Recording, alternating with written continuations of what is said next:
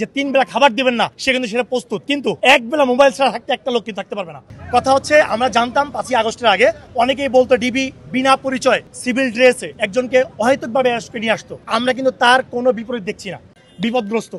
আমি যুক্তি খাতিরে বলতে চাই, একজনকে যদি আপনি মনে করেন যে 3 বেলা খাবার দিবেন না সে কিন্তু সেটা প্রস্তুত, কিন্তু এক বেলা মোবাইল ছাড়া থাকতে একটা লোক কিন্তু থাকতে পারবে না। তো সেই মোবাইল সেকশনটাকে দুর্বল করে দেওয়ার জন্য কিন্তু একটা কুচক্র মহল উঠে পড়ে লেগেছে। তো আমাদের দাবি, আপনার সাংবাদিক ভাইরা যারা আছেন আমাদের সহযোগিতা করবেন। এই বাংলাদেশে খেটে খাওয়া মানুষ থেকে শুরু করে স্টুডেন্ট সমাজ থেকে শুরু করে প্রত্যেকে কিন্তু মোবাইলের একটা যুগোপযোগী ব্যবহার তারা করছে।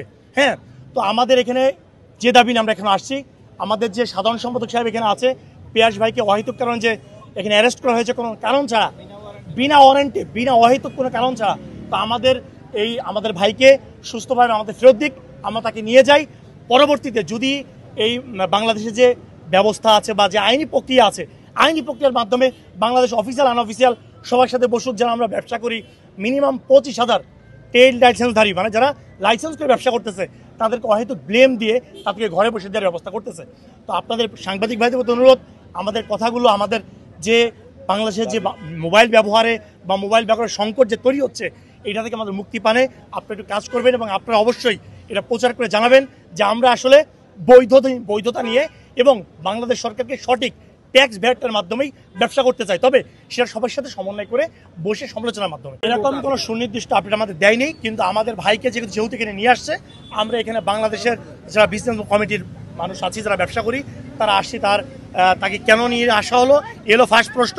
কথা হচ্ছে আমরা জানতাম 5ই আগস্টের আগে অনেকেই বলতো ডিবি বিনা পরিচয় সিভিল ড্রেসে একজনকে অহেতুকভাবে অ্যারেস্ট করে নিয়ে আসতো। আমরা কিন্তু তার কোনো বিপরীত দেখছি না, এখনও কিন্তু সেটাই চলছে। গতকাল তাকে যে অ্যারেস্ট করা হলো, এই গভীর রাতে তার মিসেস অর্থাৎ তার ওয়াইফ কিন্তু গ্রুপে ভয়েস দিয়েছে, তার ড্রাইভারকেও কিন্তু আঘাত করা হয়েছে, আমরা কিন্তু শুনেছি, এবং তাকে টেনে হিস্টে নিয়ে আসা হয়েছে। কী কারণে? তার নামে কোনো অভিযোগ নেই, থানায় কোনো ওয়ারেন্ট নেই, তাকে অহেতুক কারণে উদ্দেশ্য প্রমাণ হিসেবে তাকে কিন্তু অ্যারেস্ট করা হয়েছে।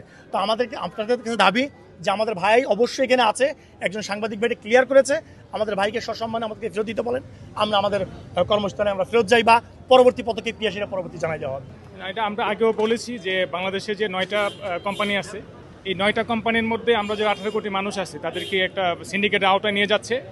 আর এটার সাথে জড়িত হচ্ছে, আমি সরাসরি বলি, সরকারের যে পিটিআরসির যে সহকারী ডিজি ফয়েজ তৈয়ব, উনি এটার সাথে সরাসরি জড়িত, এবং ইনফিনিক্স, আইটেল, তারপর হচ্ছে টেকনো এর যে মেন সিইও রেদওয়ান, হ্যাঁ, উনি সরাসরি এখানে কোন্দল দিচ্ছে এবং সরকারকে ভুলভাল বোঝাচ্ছে যে তারা ব্যাড ট্যাক্স দিচ্ছে। তারা গত বছরও আমি যতটুকু জানি তারা 85 কোটি টাকা তারা কর মৌকুফ পাইছে। তারা কিভাবে সরকারকে ব্যাড ট্যাক্স দেয়, আমরা কিভাবে সরকারকে ব্যাড ট্যাক্স দিই না, আমরা সরকারি ব্যাগেজ রুলে আমরা প্রোডাক্ট আনতেছি, এটা কিভাবে অবৈধ হয়? তাহলে তো একটা প্রবাসী একটা ফোন নিয়ে আসতে পারবে না, ওইটাও অবৈধ। তো তারা আমাদেরকে সরাসরি চোরা কারবারি বলে, অবৈধ ব্যবসায়ী বলে। তা আমরা একটা মার্কেটের মধ্যে, একটা শপিং মলের মধ্যে ব্যবসা করি, তা আমরা কিভাবে চোরা কারবারি, অবৈধ ব্যবসায়ী হই?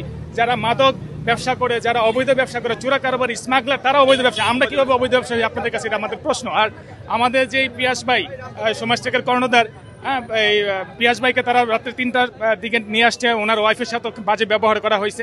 আমাদের যে বোর্ডের কাগজের সম্পাদক মিজানুর রহমান সোহেল ভাই, উনি সকাল 10:30টায় ওনার নিজ বাড়িতে ডিবি কার্যালয় থেকে পৌঁছে দেওয়া হয়েছে, কিন্তু এখন পর্যন্ত আমাদের পিয়াস ভাইকে ছাড়া নাই। অতিবিলম্ব যদি ওনাকে না ছাড়া হয়, আমরা কঠিন আন্দোলনের, হ্যাঁ, মানে 20 মিনিট যদি না ছাড়া হয়, কঠোর আন্দোলনে আমরা যাইতে বাধ্য হব। এইখানেই আছে, হ্যাঁ, তারা অস্বীকার করছে সকাল থেকে। মিজানুর রহমান সোহেল ভাই এটা উনি নিশ্চিত করছে, এখানেই আছে, এখান থেকে ওনাকে বাসা নিয়ে আসছে, এবং পিয়াস ভাই এখানেই আছে, তারা অস্বীকার করতেছে।